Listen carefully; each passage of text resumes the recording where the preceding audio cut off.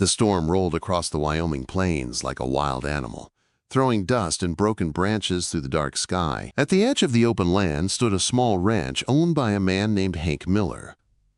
He had lived alone for years, ever since his wife passed, and his ranch had grown quiet except for the sound of wind pushing through the fences.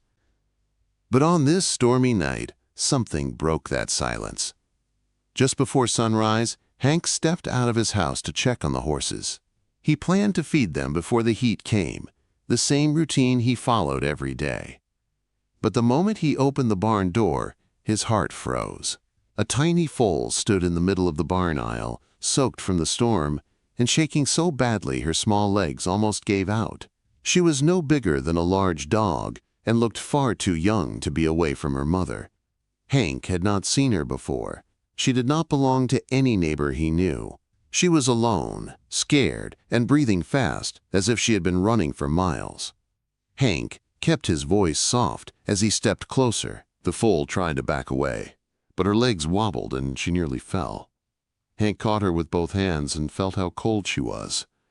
That was when he noticed something strange. A thin leather halter hung loosely around her head, and tied to it was a small folded note, soaked at the corners but still readable.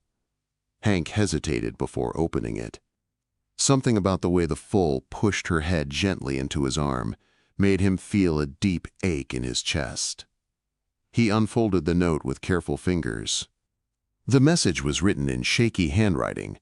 He had to blink twice before he could finish reading it. "Please take care of her. She has no one else. I am sorry." That was all. No name, no explanation. Just those short, desperate words. Hank stood still for a long moment. He looked down at the foal again. Her eyes were large and soft, filled with fear and confusion. She let out a weak cry that sounded more like a question than a call. Hank's throat tightened. He had heard many sad stories in his life, but this felt different. Someone had left this tiny life in his barn during the storm, trusting he would find her, trusting him to save her. He lifted the foal into his arms. She was lighter than he expected, which worried him. She needed warmth, milk, and rest, and she needed it fast. Inside the barn, Hank made a small pen with blankets and placed her gently inside. He brought warm milk, rubbing her head until she calmed enough to drink. As she swallowed slowly, Hank felt something inside him open, something he thought had died long ago. The barn suddenly didn't feel so empty. He looked at the note again. Why would someone abandon a foal like this? Why bring her to his ranch? And what danger or heartbreak was behind those words? The questions pressed at him while the foal finished drinking and lay down. The wind outside eased, and light slowly filled the barn. Hank knelt beside her and rested a hand on her neck. Her body was warm now. Her eyes began to close. Hank whispered the first name that came to his mind, Luna. It felt right, like she had been waiting for someone to give her a name. But the moment he stood up, he heard something that made his stomach twist. Footsteps. Not his, not from any animal he owned. Slow, heavy footsteps outside the barn, coming closer. Hank reached for the old shotgun he kept on the wall, not because he wanted trouble, but because the plains had taught him to be careful. The barn door creaked. Someone was out there. Hank moved toward the entrance, every muscle tight. Luna lifted her head, sensing the tension in the air. The shadow outside the barn grew larger, blocking the sunrise. Hank's voice was steady, but his heart pounded. "Who's there?" No answer, just breathing, heavy and close. Hank raised the shotgun a little higher. The figure stepped forward, finally showing their face. It was a young woman, barely able to stand, her clothes torn and covered in dirt. Her eyes were red as if she had cried all night, and she looked at Hank with a mixture of fear and relief. She opened her mouth to speak, but could barely get the words out. "Is she safe?" Hank felt the world tilt. She knew about Luna. She was connected to the foal, and the pain behind her voice told him this story was far from simple. Before he could answer, the woman collapsed to her knees. Hank rushed forward as the young woman's legs gave out beneath her. He caught her before she hit the ground, surprised by how light she felt. Her breath was shallow, and her hands were shaking as if she had been running for a long time. He helped her sit on a bale of hay near the barn door. She looked toward the small pen where Luna lay. The foal lifted her head and let out a soft sound, almost like she recognized the woman. The woman's lips trembled. She reached a weak hand toward the foal but could not stand. Hank kept his voice calm. "You're hurt. Sit still. I'll get water." He brought her a tin cup, and she drank slowly, her fingers gripping the metal as if it was the only solid thing left in her world. When she looked up at Hank, tears filled her eyes. "Thank you," she whispered. "I didn't know where else to go." Hank glanced at the note still tucked in his pocket. "You left her in my barn," he said. "Why?" Quote. The woman pressed her hands together to stop them from shaking. "My name is Emily. Luna. She belongs to me, or she did." She took a shaky breath. "Her mother died 2 days ago. Luna was too young to make it on her own. I tried everything I could, but I didn't have the right food or shelter. I knew she wouldn't live unless someone helped." Hank felt a deep ache pull through his chest, the same ache he felt the night he lost his wife. The fear of losing someone. The weight of not being enough. Emily looked down at her hands. "There were men after us," she said. "They wanted her. They wanted all the horses on my family's land. When my father passed last month, they came claiming the ranch belonged to them. They said if I didn't hand it over, something bad would happen. I didn't believe them." Her voice cracked. "Then they set fire to our barn." Hank's jaw tightened. He had seen men like that before.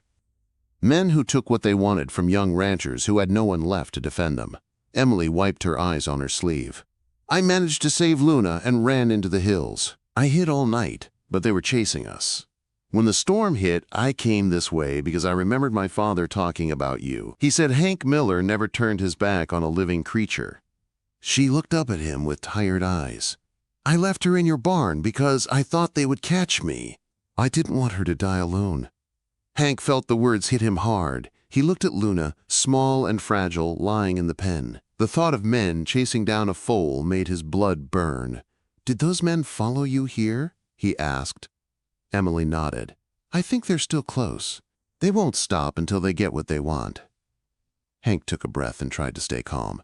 His ranch was quiet now, but the plains carried sound far.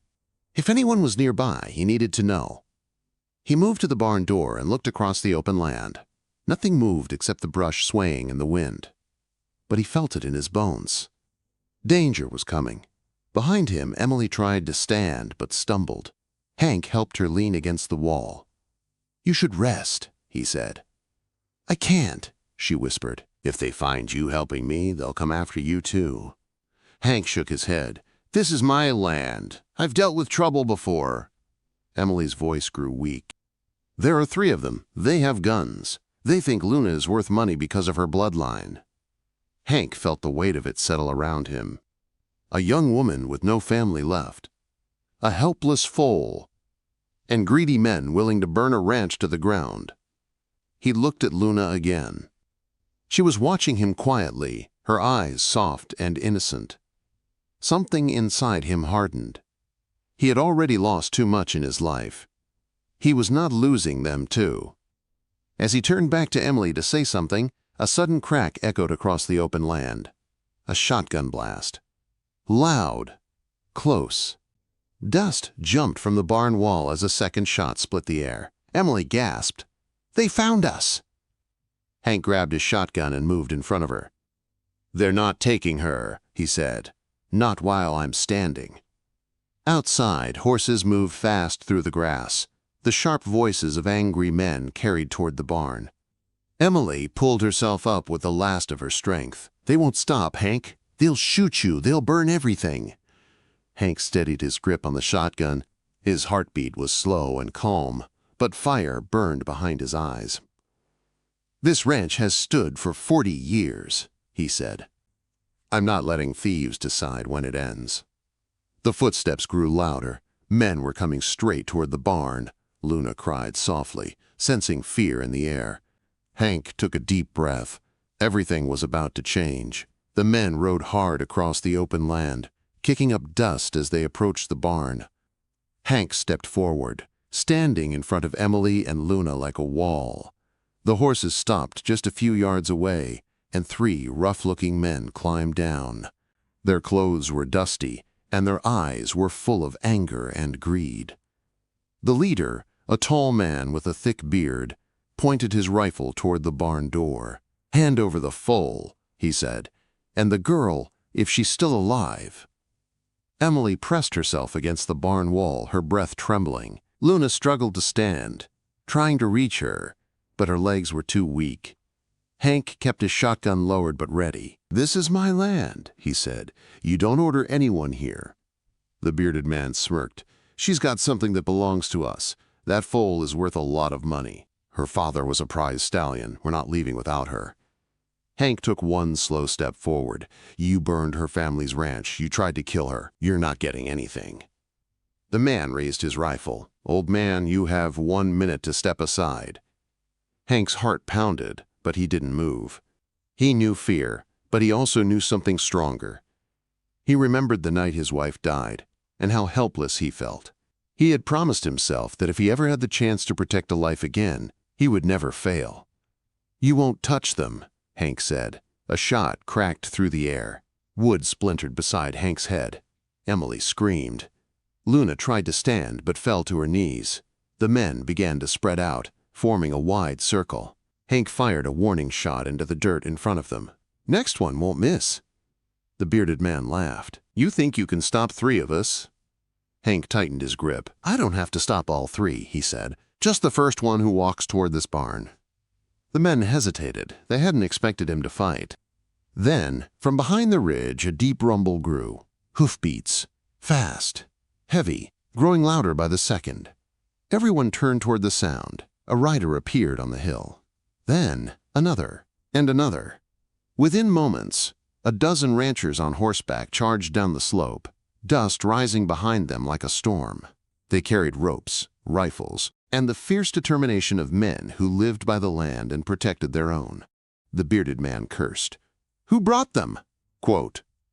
Emily stared in shock. "Hank, how did they know?"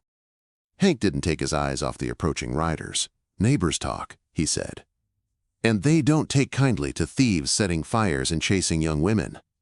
The ranchers surrounded the 3 men in moments. The thieves tried to run, but ropes flew true and fast. Their rifles were kicked away. The fight was over before it ever truly began. Sheriff Dalton, a broad man with calm eyes, rode forward and looked down at the thieves. "We've been looking for you. Burning a ranch, chasing a foal, threatening a woman. You boys will be busy explaining all that."